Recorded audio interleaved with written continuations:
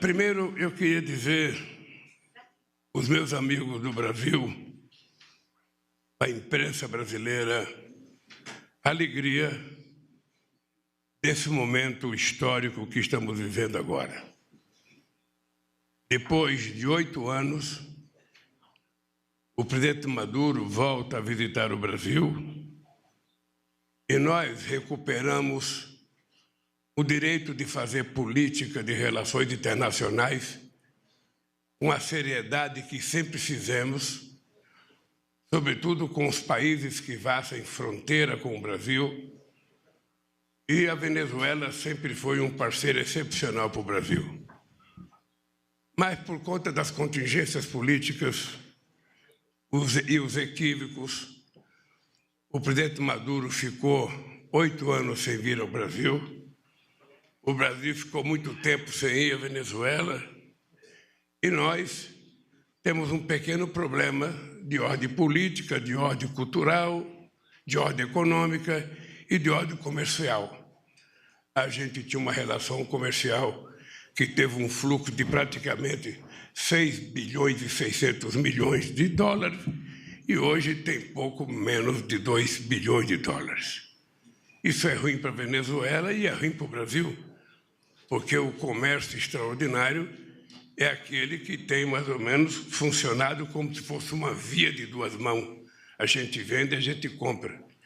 Eu, quando resolvi, Maduro, fazer a refinaria Abreu e Lima, em Pernambuco, com o companheiro Chaves, a minha ideia era que a gente, importando a gasolina da Venezuela, o petróleo da Venezuela, a gente iria equilibrar o comércio, que era muito superavitário para o Brasil e pouco para a Venezuela, e a gente achava que era preciso equiparar um pouco para poder os países se sentir satisfeitos e realizados com o seu comércio. Então, eu quero te dizer que é um prazer te receber aqui outra vez. É difícil conceber que tenham passado tantos anos sem que mantivesse um diálogo com a autoridade de um país amazônico e vizinho do qual compartilhamos extensa fronteira de 2.200 quilômetros. Não é pouca fronteira, possivelmente essa fronteira é mais extensa do que qualquer país europeu tenha com outro país. E eu penso, companheiro Maduro, que esse novo tempo que nós estamos marcando agora não vai superar todos os obstáculos que você tem sofrido ao longo desses anos. Eu briguei muito com companheiros sociais-democratas europeus, com governos, com pessoas dos Estados Unidos. Eu achava a coisa mais absurda do mundo para as pessoas que defendem a democracia era as pessoas negarem que você era presidente da Venezuela, tendo sido eleito pelo povo, e o cidadão que foi eleito para ser deputado fosse reconhecido como presidente da Venezuela. Eu lembro que uma vez eu discuti com uma pessoa sobre as reservas de ouro da Venezuela. Eu fiquei sabendo que a Venezuela tinha uma reserva de 31 toneladas de ouro em Londres e que essa reserva de ouro, ao invés de ser colocada sob a guarda do governo da Venezuela, foi colocada sob a guarda do Guaidó. Muitas discussões, Alckmin, com os meus companheiros europeus, eu dizia que eu não compreendia como é que um continente que conseguiu exercer a democracia tão plena como a Europa exerceu quando construiu a União Europeia, poderia aceitar a ideia de que o impostor pudesse ser presidente da República porque eles não gostavam do presidente eleito. E o preconceito continua ainda. Você tem clareza que o preconceito contra a Venezuela é muito grande. Você tem preconceito de quantas críticas a gente sofreu aqui durante a campanha por ser amigo da Venezuela. Havia discursos e mais discursos que os adversários diziam, não, porque se Lula ganhar as eleições, o Brasil vai virar uma Venezuela. Se o Lula ganhar as eleições, o Brasil vai virar uma Argentina. Se o Lula ganhar as eleições, o Brasil vai virar uma Cuba. Quando, na verdade, o único sonho nosso era ser o Brasil mesmo. A gente queria que o Brasil fosse o Brasil melhor, porque nós já fizemos uma vez o Brasil ser melhor, ser mais democrático, ser mais rico, ter mais distribuição de renda, ter mais educação e ter mais saúde. Isso nós já fizemos uma vez. E nós voltamos para fazer. E eu sei a quantidade de políticas sociais que foram feitas desde o começo do Chaves, a partir de 2002, a partir de 2000, quando ele ganhou as eleições.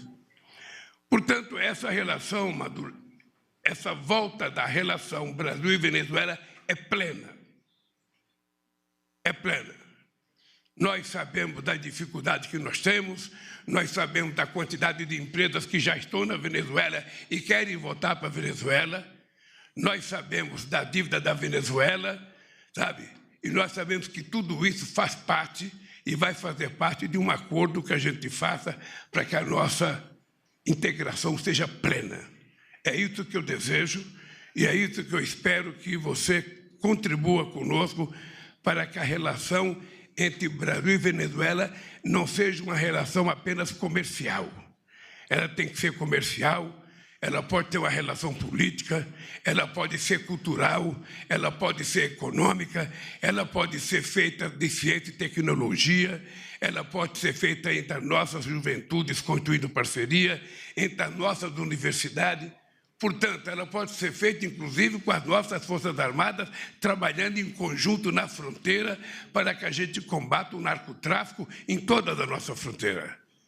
Nós já tínhamos criado uma vez o Secretaria de Defesa da América do Sul. Nós já tínhamos criado uma vez. E é possível criar outra vez. Por isso, Maduro, seja bem-vindo ao meu país. Agora fale com a imprensa livre desse nosso país e do seu país também.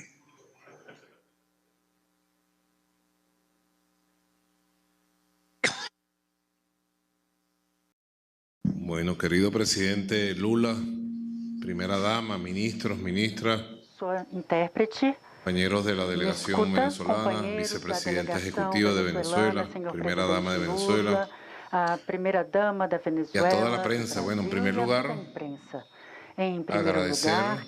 agradecer todas las atenciones fraternas y solidarias que nuestra delegación ha recibido de Brasil en la preparación de este encuentro bilateral. Hemos tenido una buena, provechosa y larga conversación con el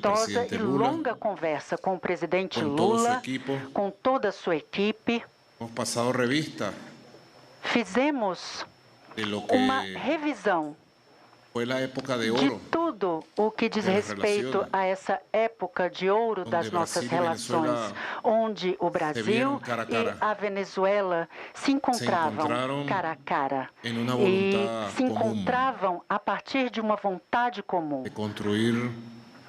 vontade de construir uma América do Sul em paz, com prosperidade, com igualdade. E como todo isso se viu truncado de um dia para outro. Isso foi estancado de um dia para o outro. Eu chamo Lula porque a ideologização extrema Lula, das relações essa internacionais. Ideologização extrema das relações internacionais. É fenômeno de aplicação de fórmulas extremistas que consiste na aplicação de fórmulas extremistas que vão para a direita e buscam qualificar as relações, dividindo-as, subdividindo-as e atropelando-as. E a Venezuela teve a aplicação desse modelo ideológico extremista e ainda está sendo aplicado. E de repente desde Brasil cerraram todas as portas e todas as ventanas. Todas as portas, todas as janelas com o Brasil fossem fechadas, todas elas. Sendo países vecinos. Ainda que fôssemos e sejamos países vizinhos. Sendo países que nos queremos como pueblo. Países que se amam como povos. Increíble. Foi incrível. Todo. Tudo. Se pretendió invadir, asaltar la embajada de Venezuela aquí. Pretenderam invadir, entrar na embaixada da Venezuela e, infelizmente, houve grupos solidários que tiveram sua intervenção, dizendo que esse espaço da embaixada é sagrado. As portas foram fechadas em termos de relações financeiras, econômicas, comerciais, culturais, políticas e diplomáticas. E se tentou, junto a outros governos que também trabalham com essa fórmula extremista, tentaram impor um governo à República da Venezuela. Mas isso é passado. E como diz uma canção de salsa muito boa, é que é proibido esquecer, ou seja, precisamos ter a consciência plena do que acabou de acontecer. E hoje se abre uma nova época em termos de relações entre nossos povos e países. E nessa nova época temos frente a nós a construção de um novo mapa de colaboração, cooperação conjunta, que possa abranger a todas as áreas da economia, todas as áreas do comércio, a educação, a saúde, a cultura, a agricultura, e que possa abranger, além disso, as áreas de um relacionamento horizontal entre os povos, permitindo assim um diálogo franco, direto e permanente entre os governos do Brasil e da Venezuela, bem como entre todos os governos da América do Sul. E para isso, nós estamos preparados. Nossos povos passaram momentos muito difíceis. Eu comentei com o presidente Lula em nossa reunião privada e também estendida, lançaram na Venezuela como mísseis, ou seja, 900 medidas de sanções econômicas, sancionaram tudo o que era possível sancionar, assim como que não era possível. E a Venezuela passou de uma receita anual de 56 bilhões de dólares, isso falando de petróleo ao ano, a uma entrada de 700 milhões de dólares por ano. E nós resistimos. Resistimos, como decimos, com coragem, de pé e sempre com um sorriso no rosto, pois nunca perdemos a esperança em termos de uma melhor sociedade e um mundo melhor. E a resistência nos levou uma economia de guerra, ao caminho do estabelecimento de um modelo econômico de recuperação de guerra, e assim pudemos começar a trilhar o caminho para o crescimento. O ano passado crescemos 15%, nosso crescimento econômico, isso com uma economia não petrolífera, a primeira vez em 120 anos. E esse ano temos aí prognósticos do Fundo Monetário Internacional e de outras instituições que tenhamos um crescimento superior, ou seja, de mais 5%. Eu espero que seja mais, ou seja, os frutos desse esforço estão aparecendo e Venezuela hoje está preparada, presidente Lula, para que retomemos as nossas relações tão virtuosas, isso junto aos investidores e empresários brasileiros. A Venezuela está de portas abertas, com plenas garantias a todo o empresariado, para que voltemos ao tempo de trabalho conjunto, de investimentos e crescimento econômico. Então, estou muito feliz por estar no Brasil, vejo com olhos muito positivos, amamos a história do povo brasileiro, a força, a alegria espiritual do povo brasileiro, e esperamos que nunca mais ninguém feche as portas entre o Brasil e a Venezuela, e que sempre juntos possamos enfrentar os desafios e caminhos desse desenvolvimento compartilhado. Brasil e Venezuela precisam estar unidos de aqui por diante e para sempre. Obrigado, presidente Lula. Neste momento, o presidente da República, Luiz Inácio Lula da Silva, e o presidente da Venezuela, Nicolás Maduro, responderão a perguntas elaboradas pelos jornalistas. Só pedir para o pessoal falar no microfone, nome e veículo, por favor. Bom dia, presidente Lula. Bom dia, presidente Maduro. Marcos Uchoa, TV Brasil. Uma expressão que foi usada recentemente bastante foi que o Brasil voltou. E, aparentemente, nesse discurso e nessa ocasião, a gente está vendo um pouco a Venezuela voltou. Eu queria ver um pouco o simbolismo, não só desse encontro de delegações de ministros, mas também na véspera de um encontro dos líderes de toda a América do Sul. Quer dizer, essa abertura de portas que o senhor está proporcionando para o presidente Maduro tem a intenção exatamente de recuperar a Venezuela, não simplesmente para a relação bilateral, mas do continente de uma maneira geral? Olha, eu acho que esse momento é importante por muitas coisas, mas uma delas é porque a América do Sul ela precisa se convencer que nós temos que trabalhar como se fosse um bloco. Não dá para ninguém imaginar que sozinho um país da América do Sul vai resolver os seus graves problemas que já perduram mais de 500 anos. Eu não estou falando de um período pequeno, eu estou falando de uma história em que nenhum país da América do Sul teve chance de se transformar num país de padrão de vida de classe média alta ou de classe média média. Ou seja, nós estamos há 500 anos sempre lidando com a pobreza. Sempre lidando com a pobreza. Ou seja, muitas vezes você ganha, 10 num ano e perde 10 no outro ano.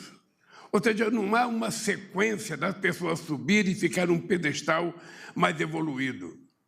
E se a gente estiver junto, nós somos 450 milhões de pessoas. Se a gente estiver junto, a gente tem um PIB de quase 4,5 trilhões de dólares. A gente tem força no processo de negociação. E é por isso que esse momento é importante. É porque nós vamos tentar discutir outra vez, e não é difícil, se a gente não quiser olhar para a União Europeia como modelo de integração, a gente olha para um continente mais pobre que nós, que é a União Africana. Eles têm um processo de trabalhar em união há muitos e muitos anos. Então, por que nós, na América do Sul, vivemos tão separados uns dos outros? Por que quase todos os países de língua espanhol aprenderam durante muitos anos que o Brasil era inimigo? Eu não esqueço nunca quando o Chaves me dizia que quando ele dava aula na Academia Militar em La Paz, a orientação dele era de que o Brasil era o inimigo e que a Venezuela tinha que ter cuidado com o Brasil. Essa é a orientação militar. E aí vale para vários outros países. E nós também não deixávamos barato, nós também ficávamos de costa. A elite brasileira adorava levantar de manhã e olhar para a Europa sem ver o continente africano. A gente adorava olhar para os Estados Unidos sem ver o México, sem ver o Caribe. Sempre sonhando que era de lá que vinha, a fortuna para que nós nos transformasse num país independente economicamente. Isso não vai acontecer nunca. Não aconteceu no século passado, não aconteceu no outro século, não aconteceu nesse século. Vai acontecer o dia que nós, aqui na América do Sul, tivemos coragem de resolver que nós cuidamos do nosso destino. Cada país será aquilo que ele quiser ser, se o dirigente tiver coragem. O Brasil será aquilo que a gente tiver coragem de fazer. Se a gente tiver coragem de fortalecer as instituições democráticas, se a gente tiver coragem de romper, com a mesma política de sempre o rico fica mais rico, fica mais pobre. Então, essa vinda do Maduro aqui, ela representa um pouco essa retomada. Obviamente que nós vamos conversar com 12 presidentes amanhã. Nós queremos ouvir cada um. Cada um vai votar para o seu país com as ideias que foram discutidas. Depois nós vamos ver outro encontro para saber no que a gente avançou. A única coisa que eu tenho clareza é que, pela experiência minha de 8 anos de mandato, de 2002 a 2010, e agora nesse começo de governo, e ver o que aconteceu no mundo depois que eu deixei a presidência, O que aconteceu foi retrocesso no mundo inteiro. Retrocesso político, retrocesso econômico, uma pandemia. Ou seja, então, nós vamos ter que discutir entre nós se a gente quer continuar sendo o que nós somos, do tamanho que nós somos, com os problemas que nós somos, ou nós vamos querer discutir se a gente formar um bloco, a gente pode negociar com mais potência, com mais, quem sabe, força e com muito mais possibilidade de ganhar. Eu vou dar um exemplo. Nós temos um problema no acordo com a União Europeia que eu quero fazer. Se tem uma pessoa que quer fechar o acordo com a União Europeia, sou eu. Agora, é o seguinte, Alckmin, nós fizemos uma reunião na indústria, na Federação da Fiesp, sexta-feira à noite. E aqueles empresários sabem que tem uma coisa que o Brasil não pode entregar, que é as compras governamentais. Se a gente entregar as compras governamentais, o que vai sobrar para a pequena e média brasileira? O que vai sobrar para uma economia pujante de pequenas e médias empresas, pequenos e médios investidores? Nada. Então, eu acho que nós temos que pensar como a América do Sul vai voltar a crescer do ponto de vista científico, tecnológico, do ponto de vista empresarial. A gente adora exportar commodities, mas nós gostamos também de exportar produtos manufaturados, que são produtos de fábrica, que geram mais emprego, salário de melhor qualidade e formam mais profissionais. É isso que é importante, essa vinda do Maduro aqui. É o começo da volta do Maduro, o meu já foi há 5 meses atrás, e vai ser a volta da integração da América do Sul, o encontro de amanhã.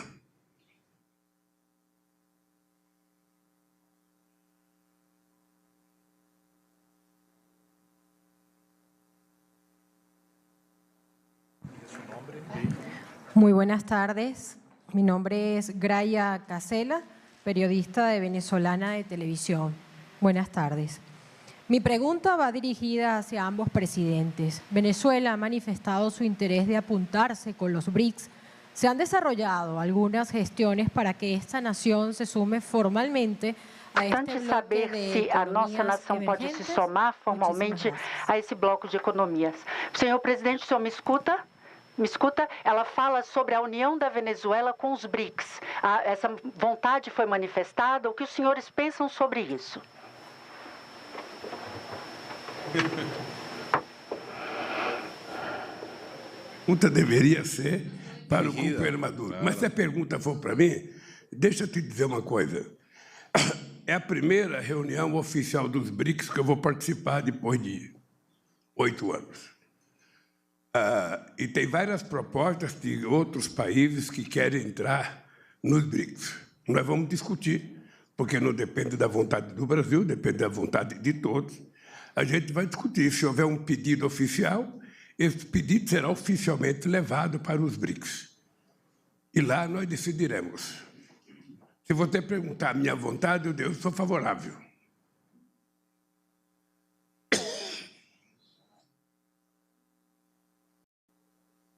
No, es uno de los temas que conversamos. Assuntos que temos conversado sobre o papel dos BRICS e o seu surgimento frente à nova geopolítica mundial. É uma geopolítica que tem surgido a partir dessa cena de conflitos e que vai trazer desenhos novos para o mundo, que vai trazendo, por conseguinte, novos polos, centros de poder político, econômico, social, cultural, militar. Esse mundo que está sendo desenhado e que pode trazer uma América do Sul unida a partir da sua diversidade ideológica, política. Não podemos deixar que as ideologias intolerantes se imponham, as ideologias extremistas, excludentes. Ou você pensa como eu, ou você vai embora daqui, você não está conosco. Não, isso é uma ideologia intolerante, extremista, excludente.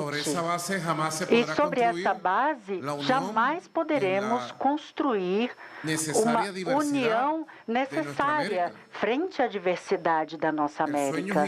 O sonho gigante do libertador Simão Bolívar e de outros libertadores, que era fazer com que nossa grande América se torne um grande corpo político que participe na construção do equilíbrio do universo. Isso foi colocado por Simão Bolívar. E hoje também precisamos estar todos unidos. Isso é colocado hoje em dia como premissa. O estabelecimento da cultura do diálogo, aprender a escutar. E a partir da cultura do diálogo, podemos avançar em diferentes assuntos ligados ao desenvolvimento comum, defesa do meio ambiente, da Amazônia, por exemplo, do desenvolvimento social, desenvolvimento de um sistema de saúde público que funcione em todo o continente, de desenvolvimento da segurança alimentar, desenvolvimento da segurança energética. Quantos assuntos importantes nós temos? O desenvolvimento de uma independência financeira, monetária, que a nossa América tanto precisa. Vemos que o poder econômico e monetário tem sido herdado de outras nações. E, a partir disso, essas pessoas que os transmitem para nós acabam nos condenando ao ostracismo, à fragilidade econômica, financeira, monetária. E isso durante séculos e séculos. Estamos ali relegados como povos do Sul. E, por isso, precisamos construir essa nova geopolítica que possui componentes fundamentais. Um deles é a união da América do Sul, da nossa América, a partir das diversidades. E, junto aos BRICS, nós vemos no âmbito geopolítico um elemento que nos pode fazer avançar, a união de 5 países muito poderosos. O Brasil, a China, a Índia, a África do Sul e a Rússia. 5 países poderosos. E o BRICS agora está se transformando no grande imã daqueles que buscam um mundo diferente de paz e de cooperação. Se transformou num grande imã.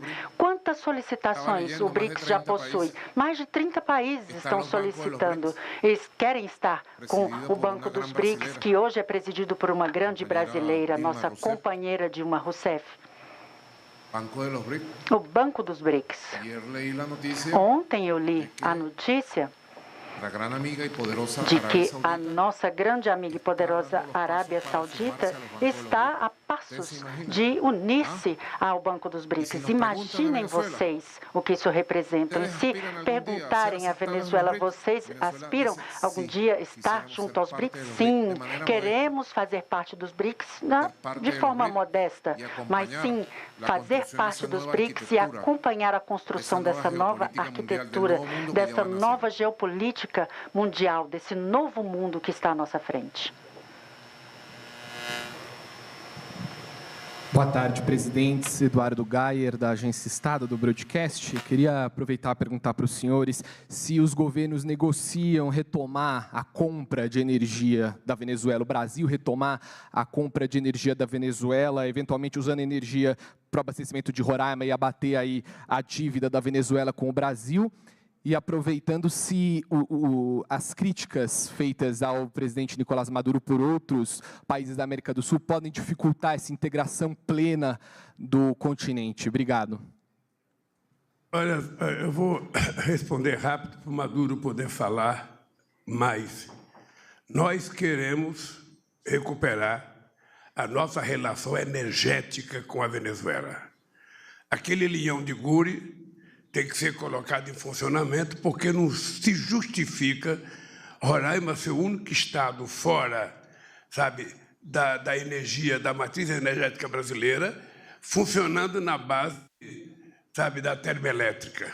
Muito mais cara, muito poluente, e a gente tem condições. O nosso ministro da Energia vai conversar com o ministro da Energia da Venezuela, e eu espero que o mais rápido possível ele nos convoque, o Maduro, o Chávez não pode vir mais, como o Chávez participou com o Fernando Henrique Cardoso, sabe? Quem sabe o Raul ainda possa vir participar da reinauguração, sabe, do Leão de Guri para o bem do povo brasileiro.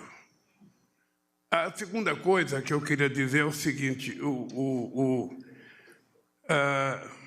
é uma coisa que a gente aprende em política, que é a narrativa que se constrói contra as pessoas.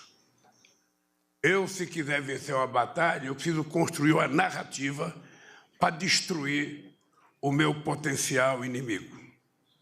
Então, o Maduro sabe qual foi a narrativa que construíram contra a Venezuela durante tanto tempo. Essa narrativa, durante muitos anos, o Celso Amorim, que era meu ministro, e eu, andávamos ao mundo explicando que não era do jeito que as pessoas diziam que era. Andávamos ao mundo.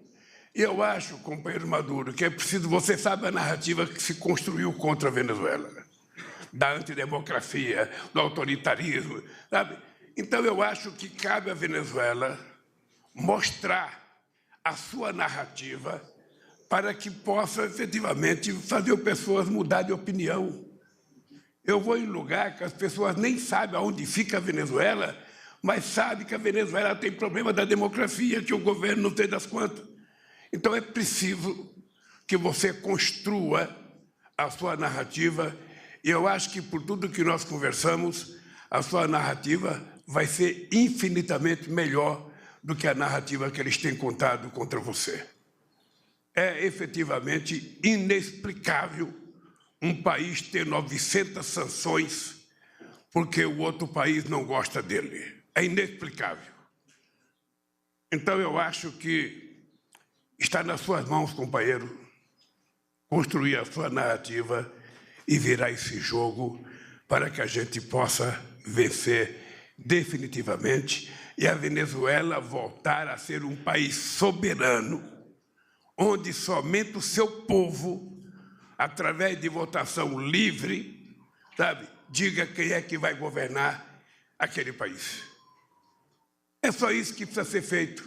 E aí os nossos adversários vão ter que pedir desculpa pelo estrago que eles fizeram na Venezuela. É isso.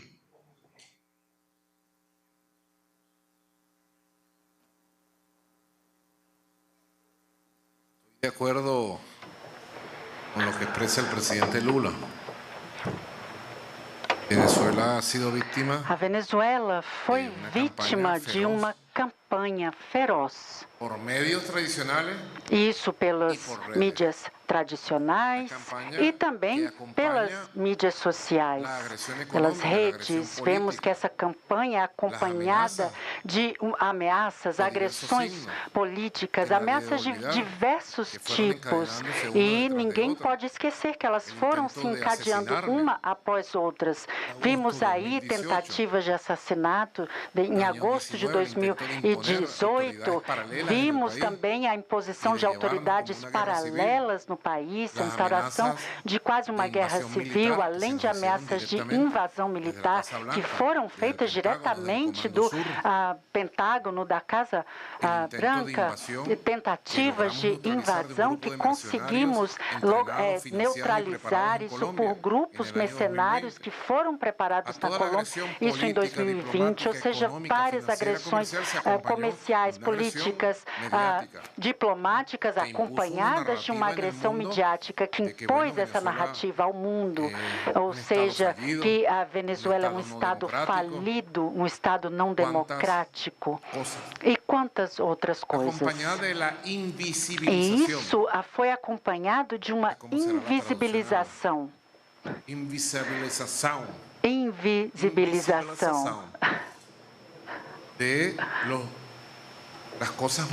Das coisas boas que acontecem na Venezuela. Eu posso lhe assegurar, Lula, que toda essa tortura, toda essa agressão vivenciada pelo país, Venezuela é outra, e eu posso lhe dizer que importantíssimos setores da sociedade venezuelana, inclusive a classe média, empresariado, trabalhadores, hoje têm uma consciência muito diferente da que tinham há 6 anos, 10 anos, 15 anos, sobre esse sentido de pertencimento como venezuelanos, pertencimento como país. E o país inteiro segurou firme firme, aguentou as dificuldades para assim sair adiante, trabalhando. E pouco se sabe no mundo que durante esses 24 anos de revolução na Venezuela tivemos 29 eleições, Lula.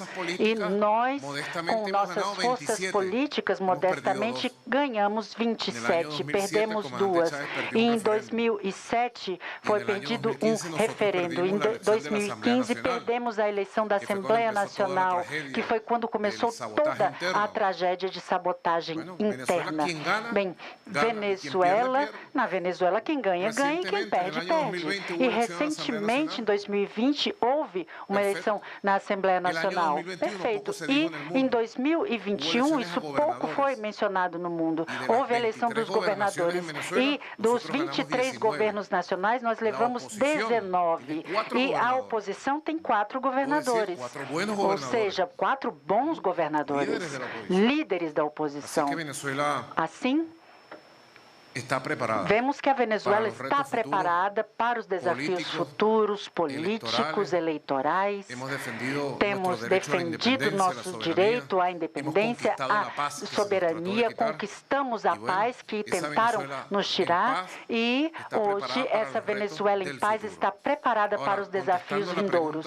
E para responder à pergunta específica, conversamos com o presidente e dissemos a ele que a Venezuela está preparada para reconstruir essa cooperação elétrica com o estado da Roraima, com Boa Vista e com toda a população fronteiriça. Temos uma oferta de 120 megawatts já pronta, que habilita já a partir de um investimento básico de 4 ou 5 milhões de dólares para que se possa reconstruir as linhas de transmissão. Se alcançarmos isso com eficiente, se isso acontecer, podemos estar prontíssimos, Lula, para voltar a conectar Guri com o estado da Roraima. É um compromisso que eu assumo aqui na sua frente e conto com a cooperação, o apoio, o investimento dos empresários brasileiros que queiram participar.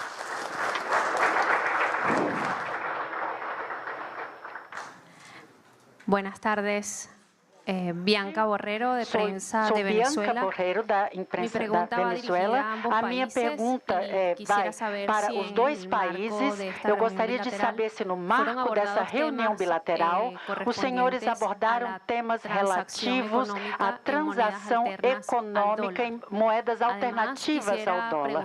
Além disso, eu gostaria de perguntar se há algum avanço ou proposta no que diz respeito ao desenvolvimento de políticas conjuntas no âmbito da defesa. E, finalmente, eu tenho uma terceira pergunta, se os senhores me permitem, que tem a ver com a imposição de medidas coercitivas unilaterais à Venezuela e outros países da América do Sul. Eu gostaria de saber se os senhores abordaram em sua reunião propostas para que a região, isso a partir da reunião que teremos amanhã, terça-feira, os senhores pensam no estabelecimento de políticas de apoio à região, no que diz respeito ao desenvolvimento dos países da América do Sul. Muito obrigada.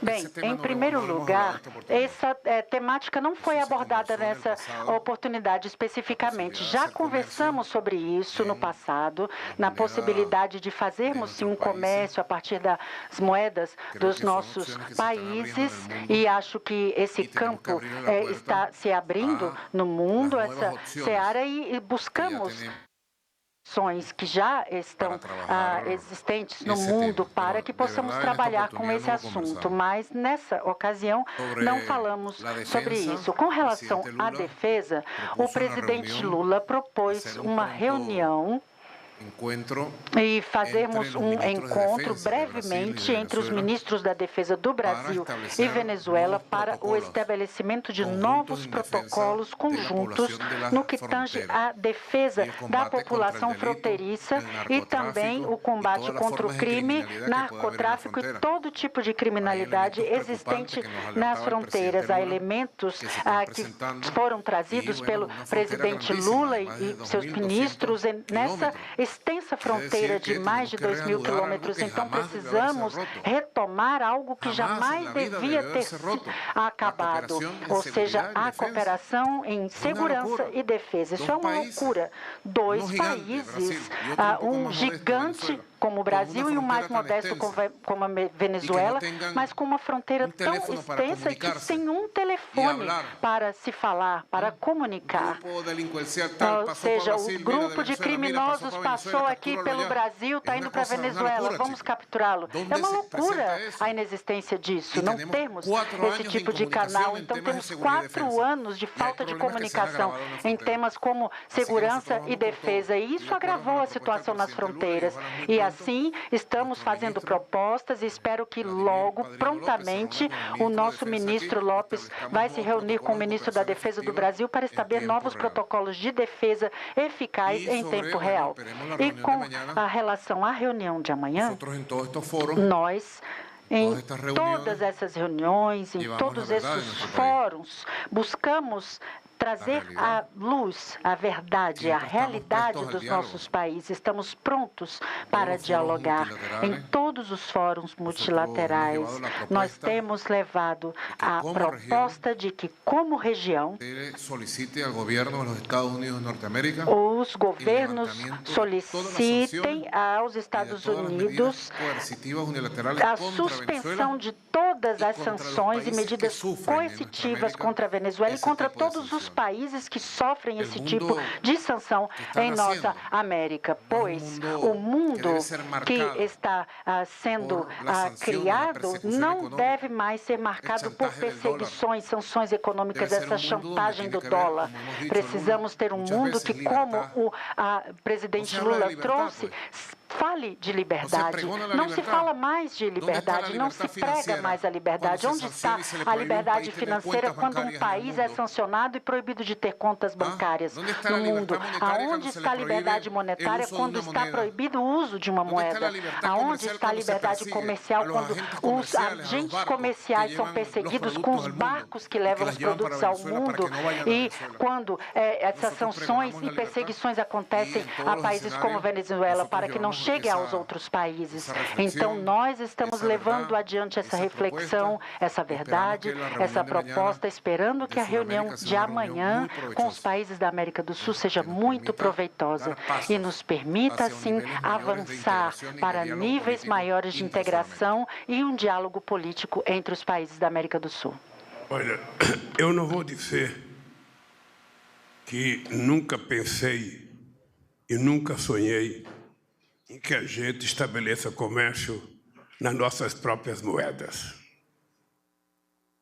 Faz muito tempo, inclusive no meu primeiro mandato, a gente estabeleceu um acordo com a Argentina em que pequenos e médios empresários poderiam fazer suas transações comerciais com o dinheiro argentino e com o dinheiro brasileiro. Isso já existe já há algum tempo. Eu sonho em que a gente tenha uma moeda, sabe, entre os nossos países para que a gente possa fazer negócio sem precisar ficar dependendo do dólar. Até porque o dólar, só um país tem a máquina de rodar dólar e esse país faz o que quiser, sabe, com dólar. E não é possível que a gente não tenha, sabe, mais liberdade para fazer negociação. Eu sonho que os BRICS possam ter uma moeda, como a União Europeia construiu o euro. Então, eu penso que nós temos que avançar. Aliás, é importante lembrar que o Haddad escreveu um artigo, sabe, que foi publicado na Folha de São Paulo, não me falha a memória, sobre a possibilidade de uma moeda para negócios aqui na América do Sul. Sabe, esse é até um assunto que a gente pode discutir. Se você der uma chegadinha lá amanhã, você pode dar um pitaco nessa sua proposta. Então, a verdade é o seguinte, eu sonho em que a gente possa ter outras moedas para a gente fazer negociação e não ficar dependente só do dólar.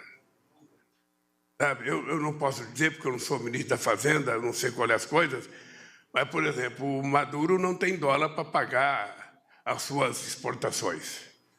Quem sabe ele começa a pagar yuan, quem sabe a gente possa, sabe, receber outra moeda de outro país para que a gente possa trocar. É culpa dele? Não, é culpa dos Estados Unidos, que fez um bloqueio extremamente exagerado. Eu sempre acho que o bloqueio é pior do que uma guerra. Porque a guerra, normalmente, morre soldado que está em batalha. Mas o bloqueio mata criança, mata mulheres, mata pessoas que não têm nada a ver com a disputa ideológica que está em jogo. Então, eu sonho com a moeda diferente do dólar para que a gente possa negociar, sabe, com os nossos países fornecedores de produtos e os países que compram de nós. Segundo, nós já tivemos aqui uma experiência muito bem sucedida, que foi o Conselho de Defesa da América do Sul. Isso foi construído, votado por unanimidade entre todos os países da Unasul, e é uma coisa que eu acho que a gente tem que retomar. A gente tem que retomar porque para combater o crime organizado, o narcotráfico e para nos preparar para a nossa própria defesa fronteiriça, nós temos fronteiras muito longas com vários países.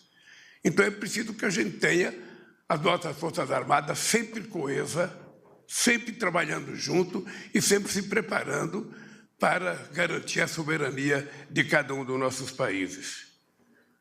E a terceira é que eu acho que esta reunião de amanhã é um reencontro de muita gente que já esteve junto. Se bem que a maioria dos presidentes que vão se encontrar comigo amanhã nunca participaram de nenhuma reunião. Aqui só eu e o Maduro, como ministro das Relações Exteriores, participou dessa reunião da Unasul. Então, nós vamos ter que tentar mostrar para os companheiros presidentes o que foi. Eles necessariamente não têm que seguir a mesma coisa, eles podem propor outra coisa. Necessariamente não tem que funcionar como funcionava, pode funcionar diferente. A ideia central é a ideia de que nós precisamos formar um bloco para trabalharmos juntos, na questão econômica, na questão de investimento, na questão do meio ambiente. Ou seja, eu acho que isso não é difícil, porque nós temos mais ou menos os mesmos problemas. Então, eu penso que nós vamos ter sucesso amanhã, na primeira reunião. A reunião de amanhã não decide nada, a reunião de amanhã é apenas uma prospecção de possibilidade de fazermos o que tem que ser feito em outras reuniões. Eu lembro que a Unasul, embora a Unasul tenha sido registrada formalmente em 2008, nós começamos a discutir a integração de verdade em Cusco, sabe, numa reunião em que teve uma disputa entre Chaves e Toledo, sabe, que Toledo se levantou e foi embora, eu saí correndo atrás do Toledo para trazer ele de volta à reunião. Ou seja, porque a gente não tinha o hábito de conversar. Sabe, nós precisamos aprender a conversar entre nós, porque é tão fácil ser tolerante diante de um europeu, é tão fácil ser tolerante diante de um americano. Por que nós não somos tolerantes entre nós mesmos? Por que nós nos reduzimos a coisas insignificantes quando se trata da gente discutir a nossa economia, a nossa democracia, a nossa política climática? Não, nós temos que discutir do jeito que nós compreendemos. E eu estou muito otimista que é a reunião da manhã. E sou muito grato pelo fato do Maduro ter vindo hoje fazer essa visita de Estado ao Brasil. Espero que daqui para frente, nunca mais na história do Brasil, a gente tenha que romper uma relação por ignorância, como foi rompida a relação com a Venezuela. Obrigado. Está encerrada esta cerimônia.